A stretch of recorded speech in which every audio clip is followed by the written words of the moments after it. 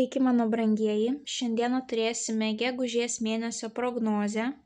Noriu pradžiuginti, kad retrogradinis Merkurijus ir Venera gegužės mėnesį mūsų jau nebeveiks. Galėsite pastebėti, kaip visi reikalai, planai pradeda eiti sėkmingai, kaip per sviestą, be jokių nenumatytų keblumų ar nesusipratimų. Taipogi primenu, kad kiekvieną mėnesį kanale jūs rasite jaunaties bei pilnaties prognozes, kurios taipogi papildo būtent jūsų šitas mėnesio prognozes. Taip, tik jeigu mėnesio prognozė yra 4 savaitėm, tai mėnulio prognozės yra porai savaičių. Taip, 2 savaitės jaunaties ir 2 savaitės pilnaties. Tai kas dar jų neklausėte, kviečiu paklausyti. Tai bus kaip dar viena papildoma informacija prie jūsų mėnesio prognozės. Na ir kas prie kanalo prisijungėte tik šiais metais, tai primenu, kad kanale galite rasti 25 metų prognozę pilnai visiems metams, tai yra apžvelgiama energetika kiekvienam mėnesiui nuo sausio iki gruodžio, taipogi apžvelgiama energetika pagrindinių gyvenimo sferų. Na ir duodamas vienas patarimas visiems 25 metams. Ir ten taipogi paminiu visas datas būtent retrogradinės Veneros bei Merkurijaus, kada nėra tinkamas metas organizuotis, planuotis kažkokių tais naujų pradžių savo gyvenime. Tai vat, kas norite sužinoti apie visas tas datas anksčiau, tai visas tas datas rasite būtent 25 metų metinėse jūsų zodiako ženklų prognozėse. Na ir kaip visada primenu, kad tiek šias, tiek mėnulio prognozes reikia žiūrėti pagal savo 3 pozicijas, tai yra Saulės ženklą, mėnulio ženklą bei ascendentą. Daugiau informacijos apie tai, kaip pasiskaičiuoti savo šias pozicijas, rasite žemiau aprašyme po šiuo vaizdo įrašu. Na ir kaip visada, mano dėkingumas keliauja jums. Labai smagu matyti, kad kanalas auga, labai smagu matyti, kaip aktyviai jūs komentuojate, dalinate savo istorijomis, kaip jums kortos įsipildė ir taipogi matau didžiulį dalinimąsi su kitais žmonėmis. Aš visada matau statistiką, kiek žmonių pasidalino mano prognozėmis. Tai labai smagu matyti, kad ne tik patys žiūrite, bet ir pasirūpinate savo artimaisiais mylimaisiais, kad jie taipogi sužinotų jiems svarbią informaciją. Na, o naujus kanalo stebėtojus kviečiu prisijungti prie šios šiltos ir motyvuotos bendruomenės, tapti jos dalimi, paspaudus prenumeruoti mygtuką. Na, o dabar keliaukime į jūsų tarologinę prognozę. Mergelės. Pagrindinis įvykis mergelėms gegužės 1 savaitę.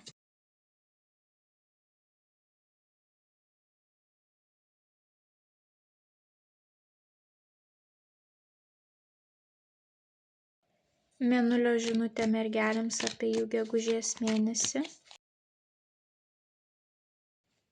Bei vienas patarimas mergelėms apie jų gegužės mėnesį. Mergelės, panašu, kad gegužės mėnesį pagrindinis dalykas, ką jums reikės daryti, tai yra keisti požiūrį į bet kokią situaciją, kuri pas jūs atkeliaus, nes būtent tai bus raktas į tą pozityvumą ir džiaugsmą. Jeigu jūs orientuositės į kažkieno tais pasisakymus, kažkokias tai nemalonias veido išraiškas, galbūt kažkas jums norės sugadinti dieną ir jeigu jūs į tai fokusuositės, tai jums bus labai sunku, o jeigu jūs nurimsite, tai iškart mėnesis jums atrodys žymiai pozityvesnis ir gražesnis. Kodėl aš taip sakau? Nes pirmas 3 savaitės pas jūs matoma šita būtent tematika. Pirmąją savaitę jums iškrenta 2 didieji arkanai - saikingumas ir teisingumas. Ir šitos abi kortos turi vieną tą pačią reikšmę, tai yra balansas. Mes matome, kad čia moteris 2 rankas ištiesus taip ant kiekvienos rankos po paukštį, Čia mes matome svarstyklės, būtent tą balanso simbolį. Ir šalia jums dar iškrenta kardų trejetas ir mes matome, pas vyrą yra sužeista širdis. Kažkam tai gali įsipildyti būtent per sveikatos prizmę, kad kažkokios tai širdies problemos, ypatingai jeigu esate širdininkai. Ar aukštas kraujospūdis, ar padažnėjęs pulsas, ar širdies permušimai, ar širdies spazmai, įvairiausios tokios situacijos. O kažkam tai bus perkeltinė prasme širdies sužeidimas arba tiesiog, kaip sako, viską priemam į širdį, taip. Tai kažką pirmąją savaitę jūs galite priimti per stipriai, taip, galbūt nereikėtų tos situacijos imti į širdį, bet jūs imate į širdį. Tai gali būti, kad, kaip ir sakiau, kažkas kažką negražiai pasakė, kažkas ne taip išsireikš, galbūt su kažkuo tai susižodžiuosite, kažkoksai tai konfliktas, kažkas nepalaikys jūsų nuomonės, jūsų sprendimo, taip. Kažkas gali jums sugadinti nuotaiką, jūs būsite sujautrėję. Tai kad to sujautrėjimo nebūtų, labai svarbu turėti aukso viduriuką, būtent pagal saikingumo kortą, tas saikas, taip, aukso viduriukas. Tarp dvasinių dalykų ir tarp materialinių dalykų turite išlaikyti aukso viduriuką. Jeigu susifokusuosite vien į materialinius dalykus, vien į kažkokį rezultatą darbe, taip, galite nusivilti. Jūs turite turėti tą balansą pirmąją savaitę. Balansas tarp darbo ir poilsio taipogi. Dirbam, bet po to nepamirštam atsigauti. Jeigu jūs neatsigausite, natūraliai tiesiog jūs imsite viską į širdį. Nes jūs esate pervargę, jūs negalite ramiai, blaiviai reaguoti į situacijas. Taipogi saikingumo korta kviečia pažiūrėti į didesnį paveikslą, tai pažiūrėti į situaciją iš šalies, pažiūrėti, kad galbūt jūs turėjote pamatyti, kad šitas žmogus yra toks, taip, kad jisai netinkamas jum, pamatyti, kad po to nereikėtų dar labiau nudegti, taip, pažiūrėkite į tą paveikslą iš didesnės perspektyvos, būtent į tą situaciją, kurią jūs priimsite į širdį, taip. Koks būtų puikus pavyzdys saikingumo kortai, tai būtent vienuoliai, taip, įsivaizduokite Indijoje vienuoliai, kurie, kad ir kas benutiktų, jie sėdi sukryžiavę kojas ir visą laiką yra ramūs. Nėra tokios situacijos, kuri juos išmuštų iš vėžių. Tai tokia nuotaika, tokia būsena ir pas jūs turėtų būti pirmąją savaitę, kad niekas negalėtų jūs išmušti iš tų jūsų vėžių.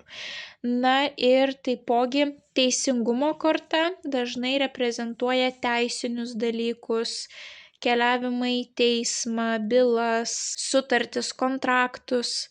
Galbūt būtent tą širdį jums skaudės, kad kažkas vyksta neteisingai, ne pagal darbo kodeksą, ne pagal pasirašytą sutartį, taip, galbūt kažkas tai peržengia tos sutarties ribas, taip, ir jūs tai labai neramina, bet jūs suprantate, kad sunku yra pakovoti su šitais dalykais, taip, kad į tas situacijas jūs turite reaguoti būtent kaip vienuolis Indijoje, taip, būtent kaip šita moteris sėdi pirmąją savaitę. Antrąją savaitę pas jūs vėlgi atkeliauja tas pats kardų trejetas, kurį jūs turėjote čia, taip, vėlgi ta sužeista širdis.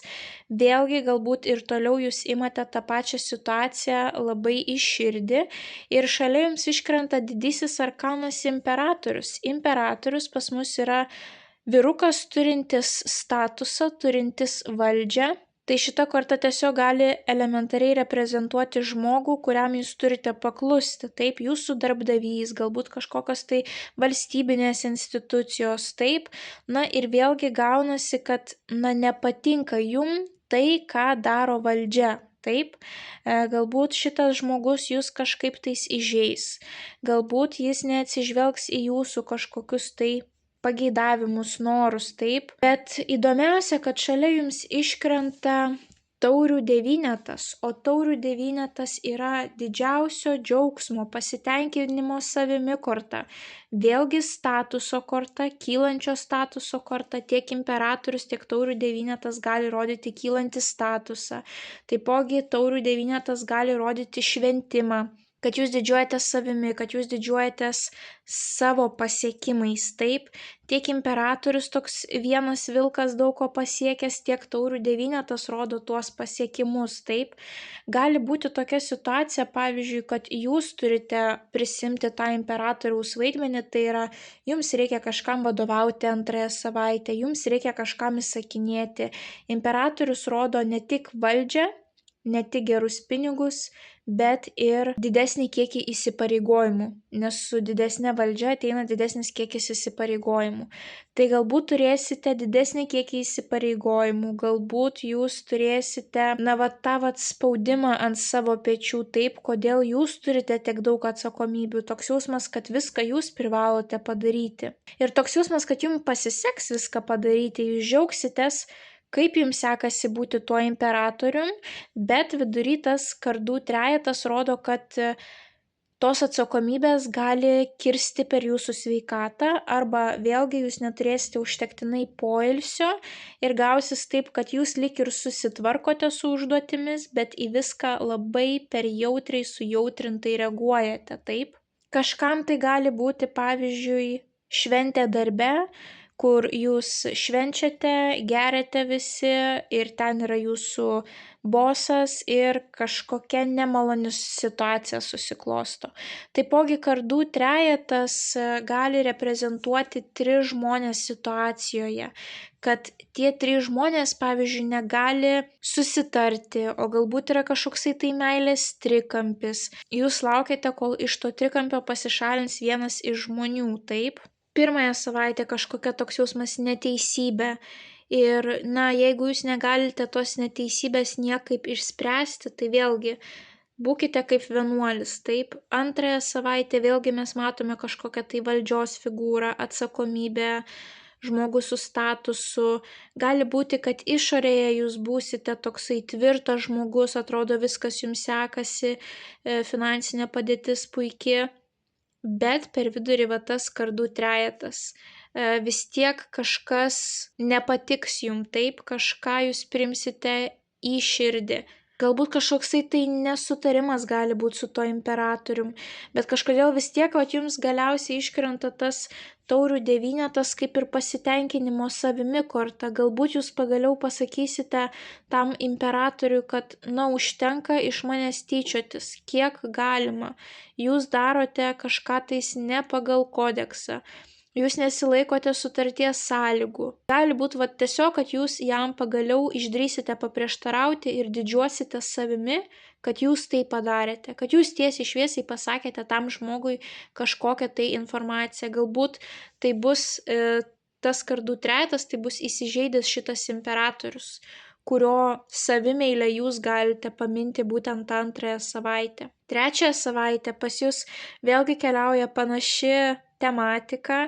Per vidurį jums iškrenta saikingumo korta, kurią jūs turėjote štai čia. Vėlgi tas vienuolis, vėlgi tas aukso viduriukas, vėlgi žiūrėjimas į situaciją iš platesnės perspektyvos, taip, iš šono, ramiai, be jokių papildomų emocijų, taip, jūs turite nusiraminti.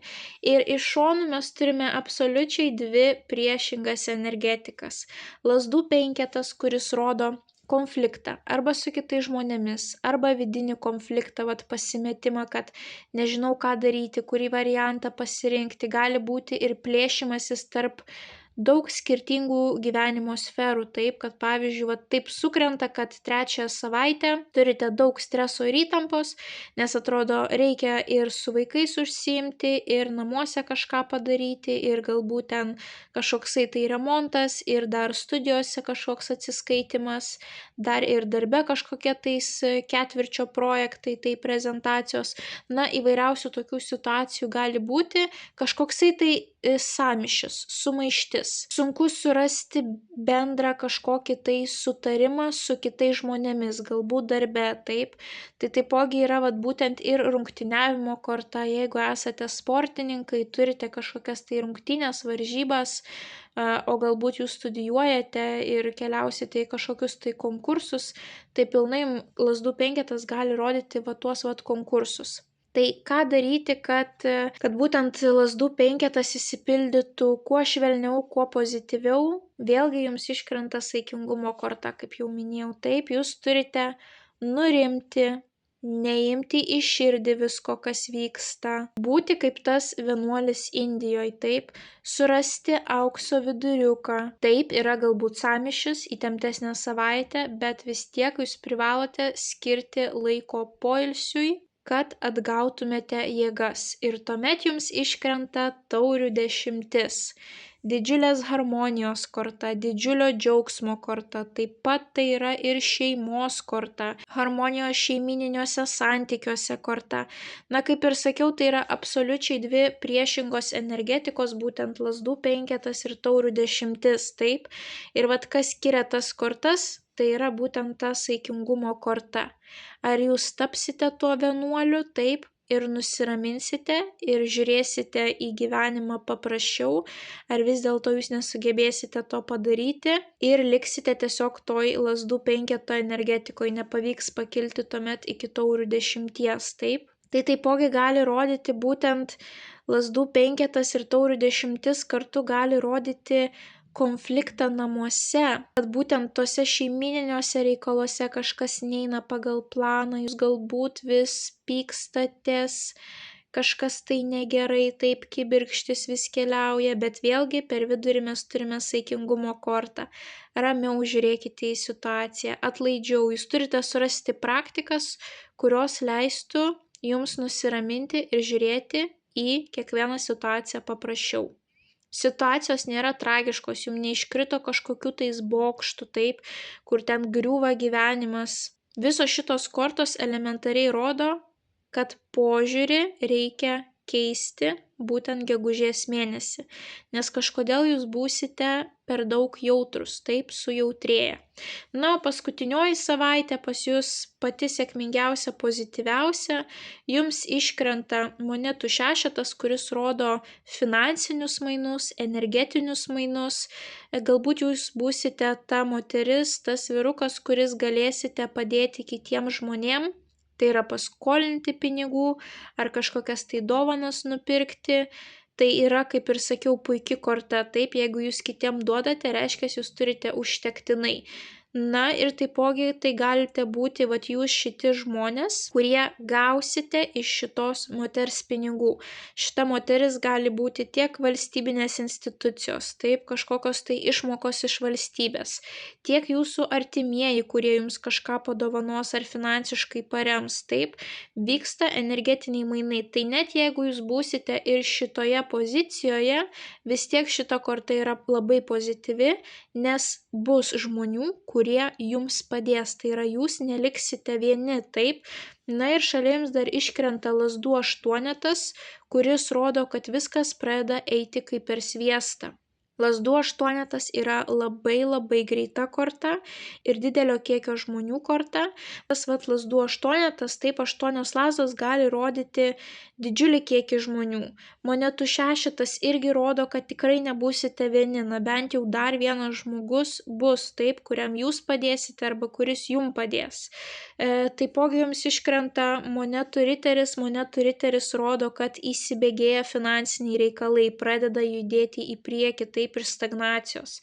Galbūt jūs pirmą mėnesio pusę turėjote kažkokią tais neteisingą situaciją darbe, kažkas elgėsi ne pagal kodeksą, galbūt, sakykime, jau jūsų darbdavys per daug atsipalaidavo ir įsivažiavo su savo nelogiškais kažkokiais tai pokyčiais, transformacijom darbe, taip, ar atlyginimais, ar kažkokiais bonusais, bet panašu, kad viskas turi išsispręsti mėnesio gale, nes kažkokiu tais būdu finansiniai reikalai pagerėja. Net jeigu neįsispręs darbe, atsiras galbūt kažkokie tais kiti kanalai, per kuriuos jūs gausite pinigų. Tai monetų riteris rodo, kad iš lėto užtikrintai einama savo finansinių tikslų link. Tai yra pats lėčiausias riteris, bet tuo pačiu pats stabiliausias. Tai yra viskas eina ramiai iš lėto pagal planą, taip kaip ir turėjo būti, taip. Na, o tas lazdų aštuonetas jums taipogi gali rodyti padidėjusi kiekį klientų, kad žmonės jūs pastebėjo ir taip netikėtai labai greitai užplūdo, taip. Jeigu turite savo verslą, klientai norės jūsų prekių paslaugų, gausite daug elektroninių laiškų, taip. Tai gali būti, kad jums tiesiog užsidegs liepsnelė viduje, pamatysite, kad lyg ir viskas einasi kaip per sviestą, niekas jūsų nežeidžia, su niekuo konfliktų nėra ir jūs pamatysite, kaip jums atsiranda daugiau jėgų ir viskas pradeda eiti kažkaip lengviau ir sėkmingiau, negu buvo pirmoje mėnesio pusėje, taip. Tai dvi kortos finansinės ir viena, kuri rodo didžiulį tempą, išaugusią paklausą, išaugusi jūsų matomumą, kad viskas einasi kaip per sviestą. Na ir taipogi lazdų aštuonetas gali rodyti keliones ir ypatingai keliones oru, galbūt net ir kokia kelionė oro balionu.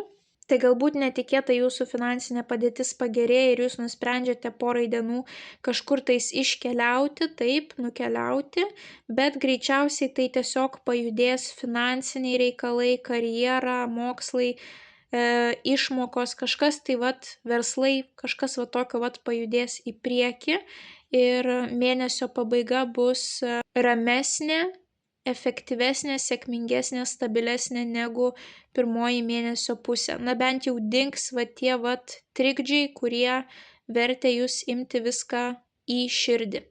Na ir jūsų mėnulio žinutė būtent labai susijusi su saikingumo kortomis, kurios jums krito.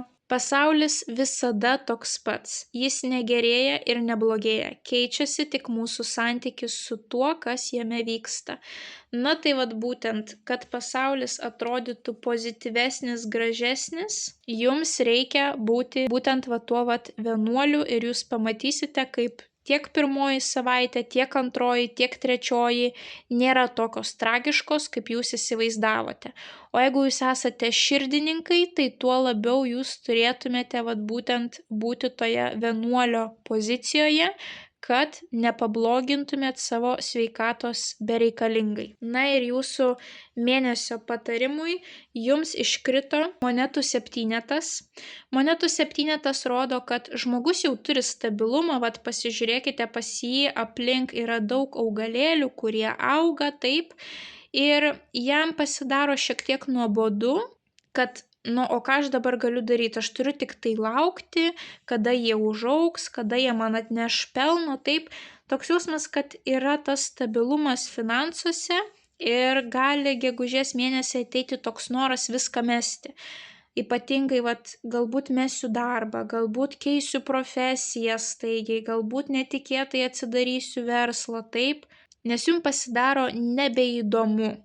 Bet šitos kortos patarimas visada yra nemesti kelio dėl takelio. Investuokite dar daugiau laiko, finansų, žinių, jėgų, energijos į esamą projektą. Investuokite viską būtent į šitus augalėlius, kuriuos jūs jau turite ir jūs pamatysite dar didesnį rezultatą ir grąžą, negu kad jūs dabar viską mesite ir eisite kažkokia tai nauja pradžia ir jūs po to suprasite, kad vis dėlto jūs padarėte klaidą, nes čia šita situacija buvo tikrai nebloga, taip. Tai būtent jum gegužės mėnesiui patarimas nemesti kelio dėl takelio, o jum tikrai gali norėtis tą kelią mesti dėl to, kad širdį atrodo kažkas žeis ir bus kažkokie tais nesklandumai ar įtampos. Na, o jeigu jūs pailsėsite, tai jūs suprasite, kad nėra čia nieko tragiško ir jeigu būtumėt išėję, palikę darbą, keitę kažkaip tais labai greitai tuos finansinius dalykus, tai jūs suprastumėte, kad jūs paskubėjote būtent tada, kai nurimtumėte ir pailsėtumėte, taip. Tai būtent pasaulis visada toks pats, negerėja, neblogėja, keičiasi tik mūsų santykis su tuo, kas jame vyksta. Tai tiesiog idealus patarimas jum, išmokite kontroliuoti savo emocijas, reakciją į situacijas ir turėsite puikų mėnesį. Jau dabar žinote, kad gali būti kažkokie tais trikdžiai 1, 2, 3 savaitę. Tai pasistengkite atlikti kažkokias praktikas, pasiilsėti, kad į tuos trikdžius nereaguotumėte. Tai va tada turėsite sėkmingą mėnesį, viskas eis kaip per sviestą. Tai mergelės linkiu sėkmingo gegužės mėnesio, linkiu daug ramybės, susikaupimo, kad pavyktų jums save sukontroliuoti ir nereaguoti į kitų žmonių negatyvą. Mėnesio gale viskas pradės eiti kaip per sviestą.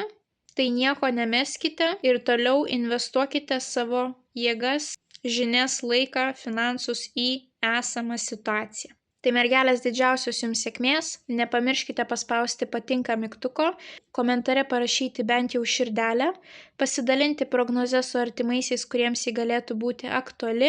Na ir jeigu dar neužsiprenumeravote, skatinu užsiprenumeruoti kanalą, kad nepraleistumėte jums aktualių prognozių, bei taptumėte šios labai šiltos ir motyvuotos bendruomenės dalimi. Na, o mes susimatysime jūsų kitose prognozėse. Ate, ate.